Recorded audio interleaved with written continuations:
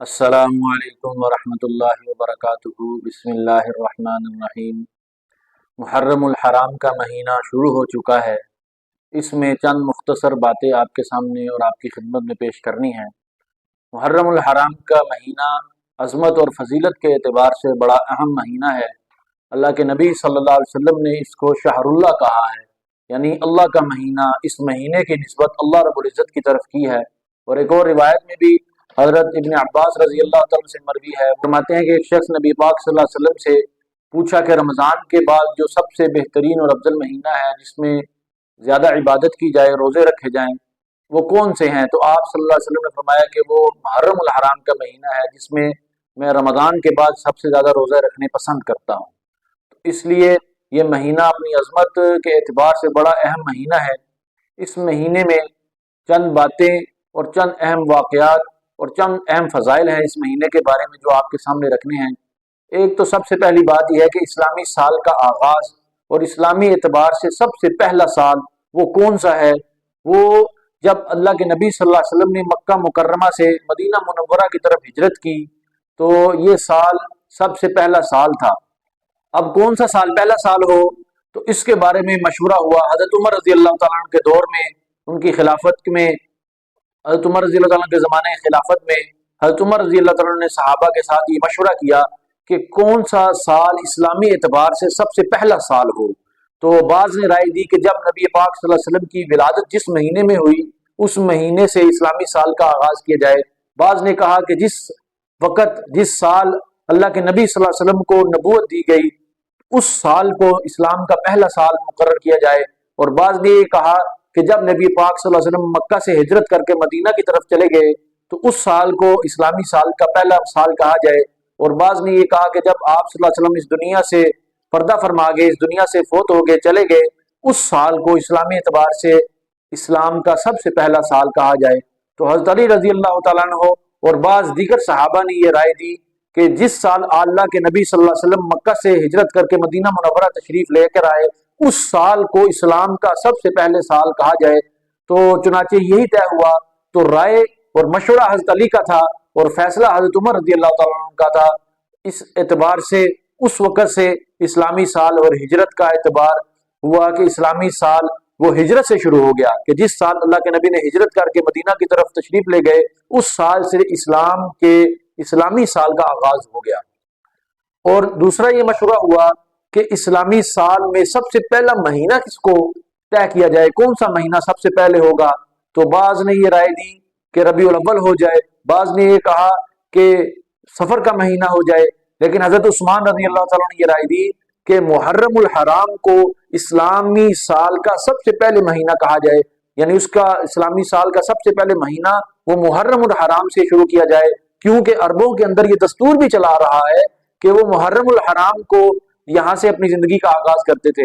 دوسرا اور یہ وجہ بھی انہوں نے فرمائی حضرت عثمان رضی اللہ عنہ کے حج کے بعد سب سے پہلے مہینہ وہ محرم کا آتا ہے، تو حج کے بعد جب لوگ حج کر کے واپس آتے ہیں تو ایک زندگی کا نیا آغاز ہو جاتا ہے، تو اس لیے محرم الحرام سے اسلامی سال کا پہلا مہینہ شروع ہونا چاہیے۔ چنانچہ حضرت عثمان رضی اللہ عنہ کا مشورہ تھا، حضرت عمر رضی اللہ عنہ کا فیصلہ تھا، تو اسلامی سال کا سب سے پہلے مہینہ محرم الحرام کو طے کیا گیا اور اس سے آج اسلامی سال یہاں سے شروع ہو گیا کہ محرم الحرام اسلامی سال کا سب سے پہلا مہینہ ہے۔ تو آج محرم الحرام ہے، اسلامی سال کی نیا سال شروع ہو رہا ہے، اسلامی سال کا آغاز اور ابتدا ہے۔ تو اس میں چند کام کرنے کے ہیں، چند ایسی چیزیں ہیں جو ہم کریں گے تو اس میں ہمیں فائدہ ہوگا۔ سب سے پہلے ایک کام کا تعلق وہ اللہ کی ذات سے ہے اور دوسرے کام کا تعلق انسان کا اپنے اور اپنے اہل و عیال کے ساتھ ہے۔ جو پہلا کام اس کا تعلق اللہ کے ساتھ ہے وہ یہ ہے کہ اس مہینے میں روزہ رکھا جائے۔ اللہ کے نبی صلی اللہ علیہ وسلم کا ارشاد ہے، خود اللہ کے نبی نے ارشاد فرمایا کہ 10ویں محرم کا روزہ رکھو۔ اب اس 10ویں محرم کا روزہ، اس کی فضیلت آپ نے کیا ارشاد فرمائی؟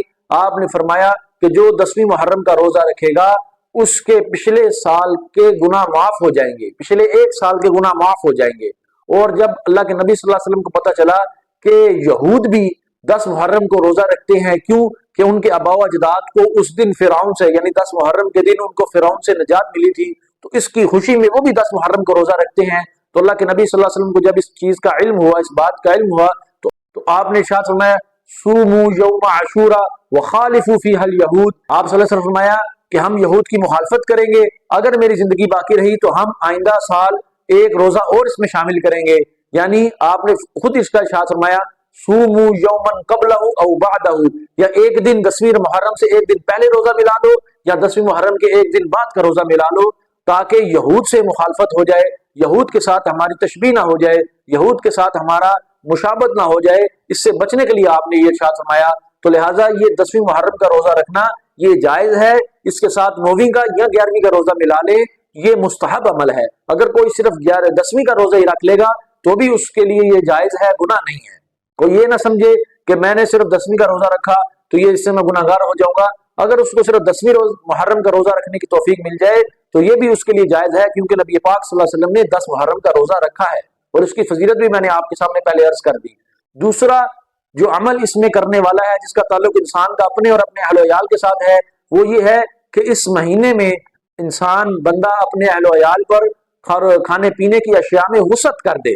یعنی اس کا مطلب یہ نہیں کہ دیگے پکانا شروع کر دے اور محلے میں سبیلے لگا دے اور پورے محلے کے اندر کھانا بانٹے، نہیں، بلکہ اپنے گھر والوں کے اندر اپنے گھر والوں میں کھانے پینے کی وسعت کر دے۔ یعنی عام طور پر اگر دال سبزی بنتی ہے تو محرم الحرام میں گوشت بن جائے، کوئی اچھا کھانا بن جائے۔ اگر محرم الحرام سے پہلے میٹھا کھانے کی ترتیب نہیں تھی تو محرم الحرام کے اندر میٹھا بنا لیا جائے۔ اس طریقے سے کبھی کبھار، یعنی کہ روزانہ اور پورا مہینہ لگاتار ایسے کرے، بلکہ کبھی کبھار یہ چیز کر لے، تو جو بندہ یہ کھانے پینے کی اپنے اہل و عیال پر وسعت کرتا ہے اس مہینے میں، تو اللہ کے نبی صلی اللہ علیہ وسلم فرمایا اللہ اس کے پورے سال کی روزی کو وسیع اور کشادہ کر دیتے ہیں۔ پورے سال کا جو اس کا مال اور روزی اور دولت ہوتی ہے، اللہ اس کی روزی اور مال کو بڑھا دیتے ہیں۔ تو اس طرح اس مہینے کے اندر یہ 2 کام کرنے والے ہیں۔ اور تیسری چیز ایک آپ کے سامنے بتانی تھی کہ اس مہینے کا جو سب سے بڑا آغاز ہوتا ہے وہ حضرت عمر رضی اللہ تعالیٰ عنہ جو امیر المؤمنین ہیں ان کی شہادت سے ہوتا ہے۔ حضرت عمر رضی اللہ تعالیٰ عنہ کو بھی 1 محرم کو شہید کیا گیا۔ آپ اس دنیا سے 1 محرم کے دن رخصت فرما گئے، تو اسلام اور مسلمانوں کے اسلامی سال کا جو پہلا دن ہے وہ بھی قربانی کے ساتھ اور اللہ کی راہ میں شہادت سے شروع ہوتا ہے کہ امیر المؤمنین حضرت عمر رضی اللہ تعالیٰ عنہ اس مہینے میں اور اس مہینے کی ابتدا میں شہید ہوئے۔